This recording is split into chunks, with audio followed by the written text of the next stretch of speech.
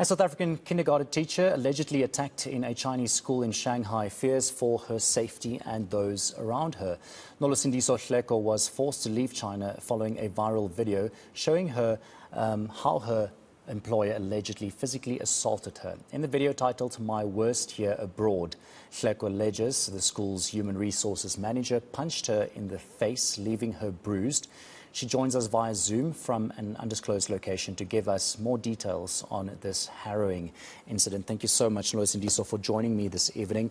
I think, firstly, so sorry that something like this happened to you, especially in another country, where you don't have any family or friends around you.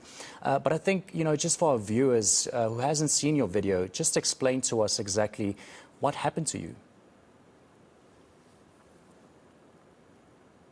It was Wednesday afternoon. I was at the kindergarten to sign an agreement to dissolve my contract, which is something that they had been trying for a while.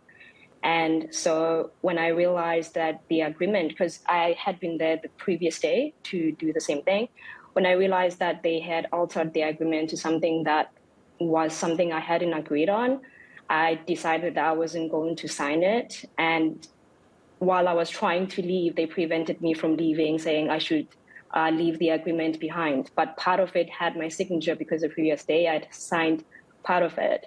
And then because I was scared that they would still use it because it had my signature and parts of the pages were changed from like the previous day, I decided to rip it apart because they wouldn't let me leave. And that is when the HR manager, who was also in the room, it was me, him, and principal, and he punched me and then held me down on the couch, prevented me from leaving his office, took my phone while I tried to reach my phone to take a video. He took my phone. And then I still don't know to this day how I got out of his office because they had locked the door, preventing me from leaving. I managed to get out. I ran, like I said on the video, I was running in the passage. He was at the stairway, blocking the stairway from, blocking me from passing by him. I remember in that moment just asking him why, like, leave me alone, you've punched me. And his response was, you punched me first. And then I ran the other way and he ran after me and he was humming. I think that's the most disturbing part of the whole thing is because he was humming. And I think he was humming because he wanted me to fall or maybe look back, but I kept on telling myself, like, don't look back. At this point, I had, my shoes came off, my sock came off because I was trying to get away from him and I was kicking him, like trying to get away. I managed to get out of the building and there was this one lady who I trusted so much, so much. And she shouted at the security guard and told him to close the gate. I remember just turning around and looking at her and like, why are you doing this? Oscar punched me. She never even looked me in the eye. She was looking directly in the security guard. Fortunately for me, instead of closing the gate, the security guard opened the gate. And then I saw this opportunity and I just ran towards the gate and it immediately closed after me. So I was alone on the streets, had no socks on, I had no bag, I had no shoes on. I was just there. I didn't even know what to do at this point. I could feel my eye was getting swollen. I remember coming across, initially I came across an older Chinese lady. I asked her if she had a phone because I knew the emergency number in China, but she couldn't understand what I was saying. And that is when I came across a younger Chinese lady and then I asked her to call the cops. I asked her if she could speak English initially and she said yes, and I asked her to call the cops. And I think that's the moment I started to cry. Yeah, so and at this point, what happened. Nolusindiso, when she called the cops arrive. How were they in assisting you? Were they helpful? And did you then also reach out to the local authorities there to help you in this situation? And how did they respond to that? By local authorities, are you referring to the SA consulate? No, the Chinese authorities. No. So basically, I called the cop. So this lady helped me call the cops, and the cops arrived. But when I arrived at the kindergarten, they also had called the cops. So there were cops there already, and they had gathered everything that belonged to me on the table. And then from then onwards, they basically looked at the office and said there was no CCTV, and he was telling them that I hit myself on the couch. And so there was no CCTV in his office, so there was no proof. I just have a brief voice recording on my phone of me telling him to not touch me and basically me screaming, and then my phone stopped recording. I think I might have touched it or something, I don't know.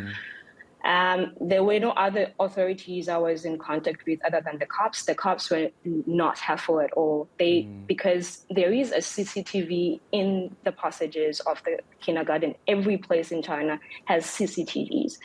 And I told them the cameras in the footage should have been recording, but they never pursued the school to ask for CCTV footage. And when we got to the police station, and I kept on telling them about this, and they said I had no proof, and I couldn't prove anything. I couldn't prove that he hit me. I couldn't, and I told them I was going to call my embassy, and they told me like my embassy wouldn't be able to do anything. So. But it's so strange, Nolusindiso, that, you know, the people that were there, that obviously saw what happened, because I assume there were eyewitnesses to this as well. And what did they say? Did they not come to your aid? So the vice principal, who was in the same room that was hit, she said she didn't see anything. She kept on telling me I was on the phone, I didn't see anything. The other people that were in the school, most of them watched. Literally nobody was telling this guy to let me go, because even in the police station, I was like, okay, so he didn't hit me, right? I hit myself on the couch. Then why were you guys preventing me from leaving the building? Why were you trying to stop me from leaving the building? And they were telling me, we were trying to get you to calm down so we can call the cops. I'm like, why would you try to get somebody to calm down after they've been hit? I was screaming, I was shouting because I had been hit. But none of the people that were there did anything. Like literally everyone was like poking through their classroom looking, but none of them tried to stop them. None of them tried to defend me, and none of them tried to in any way collaborate my story. None of them. Even when you speak about it now, I can hear the shiver in your voice, because you felt helpless in that moment, and it is. I'm so sorry, but to take you through that again, having to repeat this, but of course I know there's a reason why you're doing this, and you want people to know what happened to you, because you felt helpless in that moment in a foreign country with no one to help you. You did mention the embassy, the South African embassy. Yes. Did they finally come to your assistance? The first number, before calling any of my friends, the first number that I called was the consulate in Shanghai. Multiple times I called Beijing, multiple times that day. None of them answered. Nobody answered. I ended up calling one of my friends who is in Shanghai, also South African. He was the one who tried to help, and also the one who tried to get me in contact with a lawyer in Shanghai. None of the consulate helped. The following day, I still woke up because I was still feeling terrible, and I still wanted them to do something. I called the consulate in Shanghai multiple times again. I couldn't get hold of someone, and then I called Beijing. What they told me was so disappointing. When I called Beijing, they basically told me that it was not within their jurisdiction and that I needed to call Shanghai. And I would be thinking that they would try to help regardless, but they were like, it's not within their jurisdiction. I called Shanghai again. I was able to get someone who said she would give my number to someone responsible for South Africans in China. My mistake in this whole thing was not getting people's names. I never wrote anybody's name, but I went to a hospital that afternoon. And while I was in a hospital, I got a call from the consulate in Shanghai from a lady. I never took down her name, so I don't know who she was. And I told her I was in a hospital, and then she said she was going to call me back, and she never did. And honestly, after that, I kind of felt like they just didn't care. And I just never tried to call them again. It was only this Friday, after I've posted this video, that I had Pucci from Shanghai calling me, wanting to know why I never sought assistance from them, but I did. And I gave up at some point because it didn't feel like to me that they were going to do anything. Yeah. And I know you're not in China at the moment, if I'm not mistaken. Did the South African Department of International Relations come to your assistance as well? Did they help in some way to get you out of the country, or how did you leave? So I was intending to leave China anyways the following week on the 31st. So I had a ticket booked already. So the South African government in any sort of way did not have anything to do with me leaving China. I left China on my own because my working environment had been toxic literally the entire year. So I felt like it was not a good idea for me to stay there anymore. So I left on the 31st of August, and they had nothing to do with me leaving China. Nothing to do with that. Yeah. Before the alleged assault, how did they treat you? How did your colleagues treat you? And how did the school treat you there? So I had been in China for a year. I arrived in China in August last year. And honestly, I'd say for the most part, the job was okay. I mean, the job was toxic in a lot of ways. And I think a lot of us foreigners, there's about 11 foreigners there. We were really unhappy. And I told them in April this year that I was not going to renew my contract.